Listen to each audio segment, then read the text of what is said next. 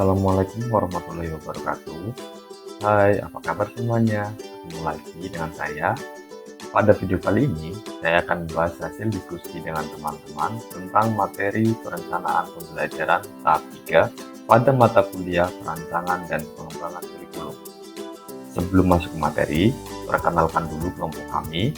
Saya, Erwanda Darmawan, kemudian ada Prasetya Fauzi, dan ada Rizky Hanifarianto. Baik, langsung ke materi saja. Dalam tahap 3 perencanaan pembelajaran, terdapat beberapa pernyataan yang harus dipertimbangkan pada pembuatan perencanaan pembelajaran. Desain mundur menurut Wiggins dan McTighe, ada 5 poin yang dikemukakan. Yang pertama, pengetahuan yang memungkinkan, fakta, konsep, dan prinsip, dan keterampilan atau prosedur apa yang dibutuhkan siswa untuk tampil secara efektif dan mencapai hasil yang diinginkan. Kedua, kegiatan apa yang akan membekali siswa dengan pengetahuan dan keterampilan yang dibutuhkan.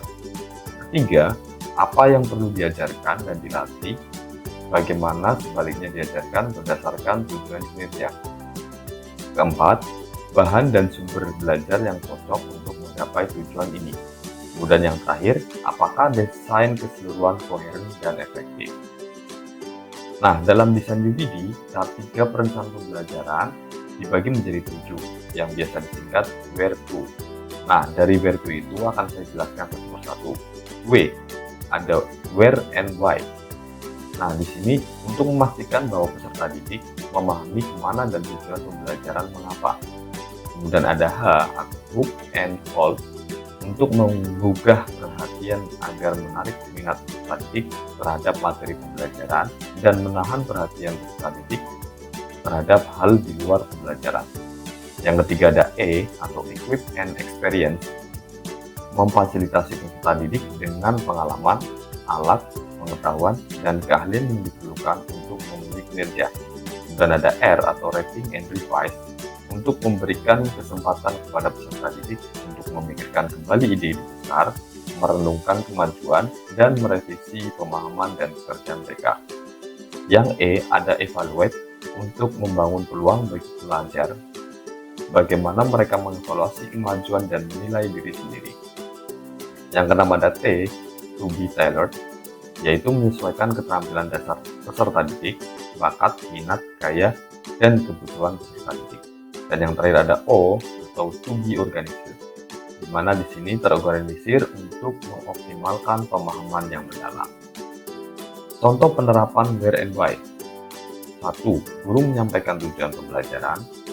2. Guru menyusun tujuan pembelajaran dengan mempertimbangkan kondisi awal kemampuan peserta didik dan menyelesaikan tujuan pembelajaran. 3. Guru menyampaikan hal-hal yang menjadi fokus penilaian. Contoh penerapan hook and hold. 1. Guru merancang aktivitas pembelajaran yang berpusat pada peserta didik sehingga dapat memberikan pengalaman langsung atau konkret. 2. Merancang aktivitas pembelajaran yang berpusat pada peserta didik. Yang ketiga, guru harus memastikan kegiatan yang dilakukan oleh peserta didik tidak melenceng dari skenario yang telah dibuat. Contoh penerapan equip and experience. 1. Guru memberikan ruang untuk melakukan pengamatan secara langsung di lapangan sesuai topik yang dibahas. 2. Guru melengkapi dan membantu murid dalam observasi dan pengambilan data guna mendapatkan pengalaman belajar dan mengeksplorasi topik bahasan. 3. Guru mengarahkan penampilan siswa berupa presentasi atau pemaparan karya yang dibuat. 4. Guru menguatkan pemahaman berdasarkan hasil pemaparan yang telah didiskusikan. Contoh penerapan evaluate. Guru menyampaikan tujuan penilaian diri, membagikan lembar penilaian diri, kemudian membimbing cara pengisian lembar penilaian diri sebagai evaluasi. 2. Guru menjadikan hasil penilaian diri tersebut sebagai bahan evaluasi terhadap capaian pembelajaran dan perbaikan rancangan pembelajaran pada masa mendatang.